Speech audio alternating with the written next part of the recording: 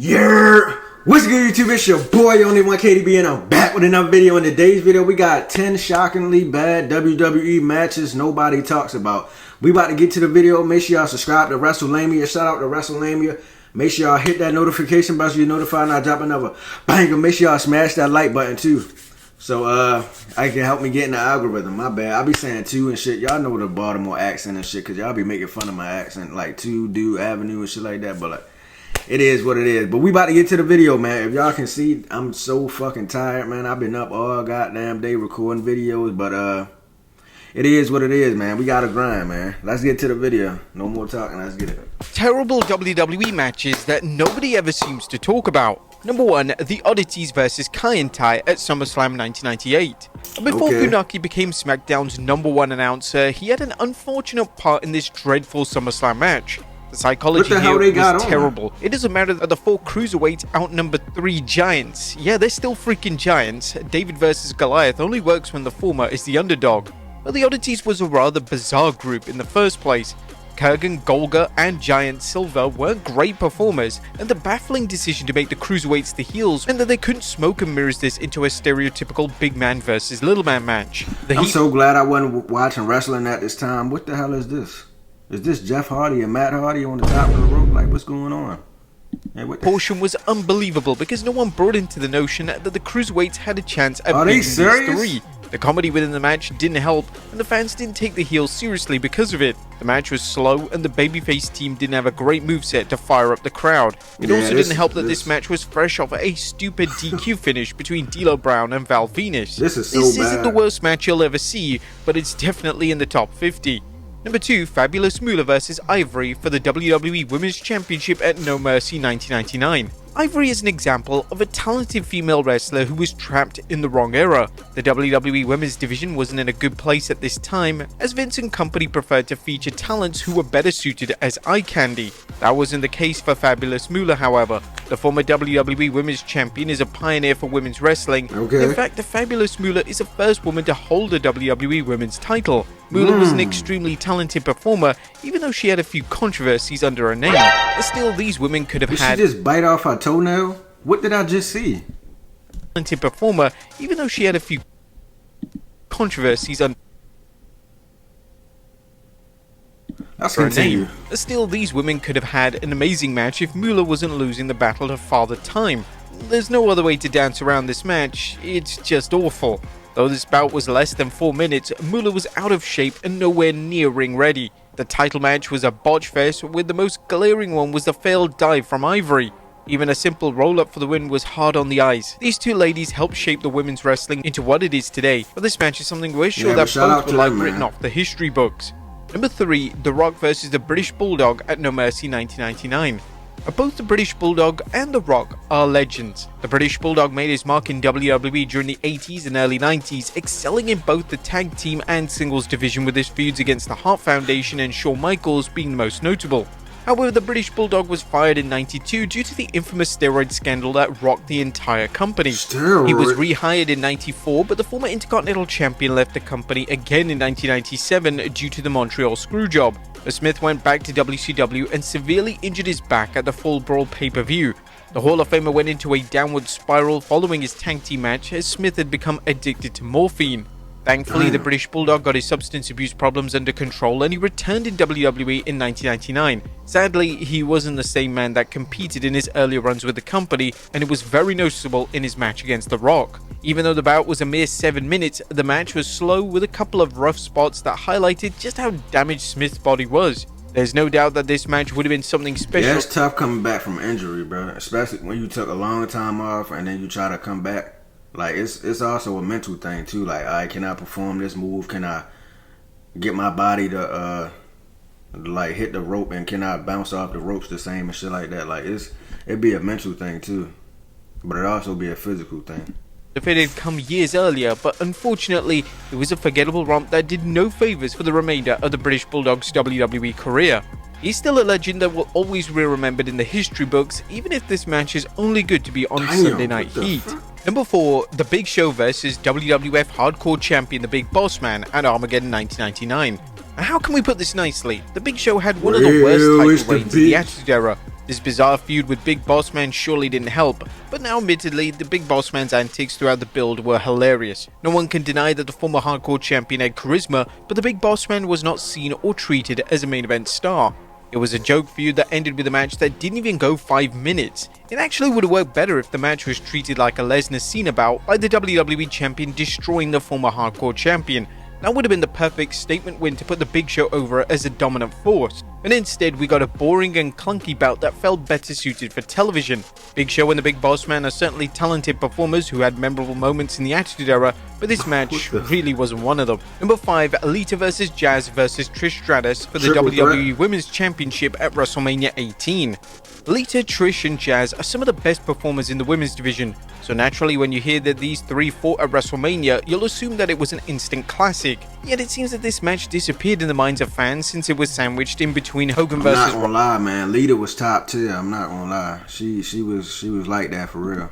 And Jericho versus Triple H. Basically, this was a come-down match and it was treated as such. But to be blunt, this was a bad match. It felt extremely rushed, as if these three women were told that they had to cram in 100 spots in a manner of 6 minutes. This was also a period when Trish and Lita were still developing between the ropes. That resulted in numerous botches and lack of cohesion. There were times where it seemed like both Lita and Trish were lost, as several transitions were notably awkward.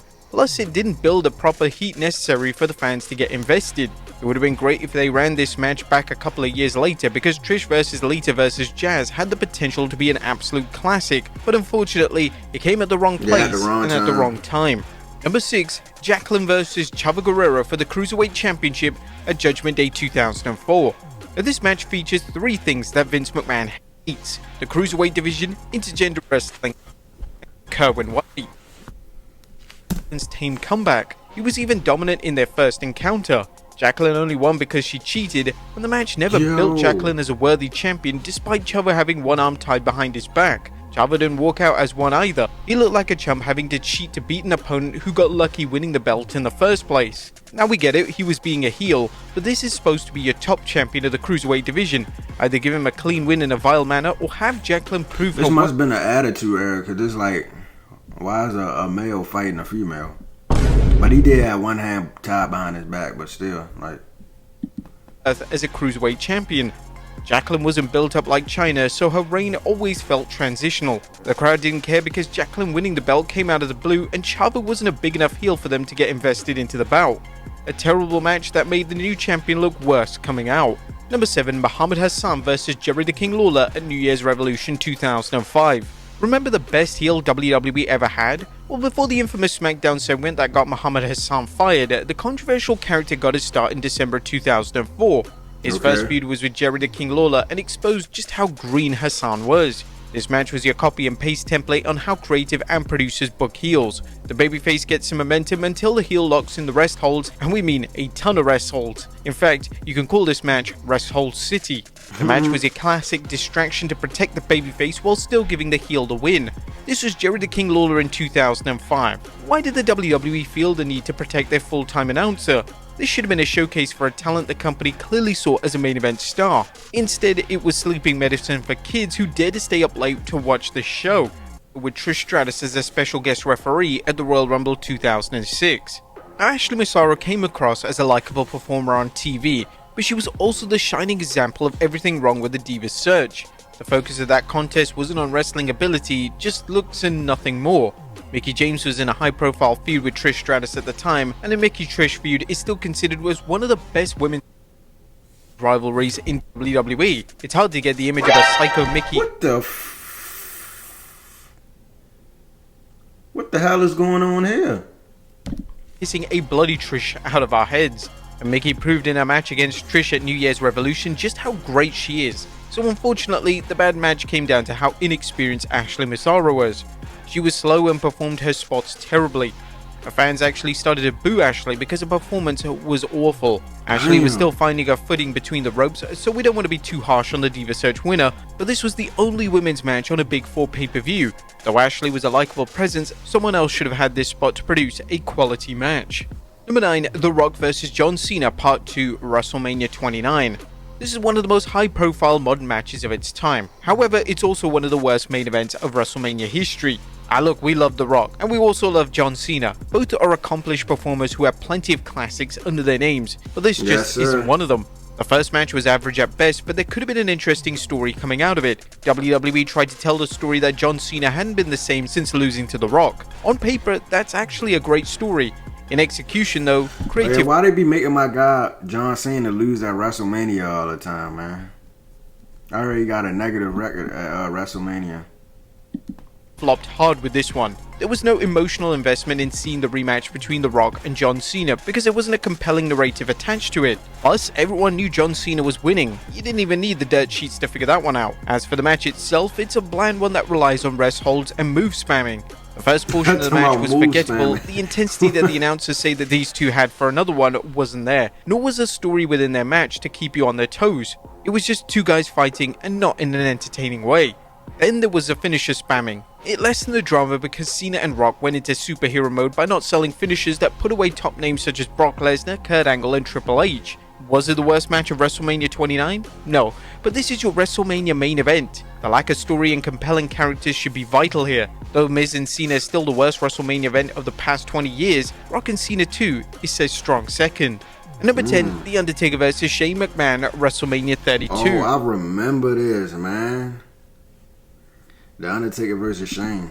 Now, this match seemed to escape plenty of worse lists because of one spot. Somehow that one high spot made everyone forget about that he's a talented performer, and who can forget his classic with Kurt Angle. Even in his match against Vince McMahon and Kane were fun, but this was an early 2000s Shane McMahon. A former European champion has obviously slowed down, and his punches are some of the worst in professional wrestling, but the biggest issue was the story itself. The best Shane McMahon matches are the ones where he's seen as the underdog. This wasn't the case for his bout against Vince, but then again, Father Time was on his side. Taker McMahon was a bloody mess that tried to put Shane McMahon on the same level as the WWE Hall of Famer. Thus, it was impossible to get invested in this long match. Shane McMahon doing an elbow dive off the top of the cell was a very memorable moment, but it doesn't erase the forgettable action that came before it. But there you have it, folks. Terrible WWE. Alright, that's going to do it for the video. Y'all going to see a lot of cuts because this video kept skipping for some reason, man. It kept buffering over and over again. So we about to get out of here, man. If y'all enjoyed that reaction video, make sure y'all like, share, and subscribe. Hit that notification bell so you notified when I drop another banger. Make sure y'all smash that like button for your boy and share this to your friends, your family, everybody, man. So we about to get up. God damn. We about to get out of here. And I'll see y'all boys in the next video, bruh.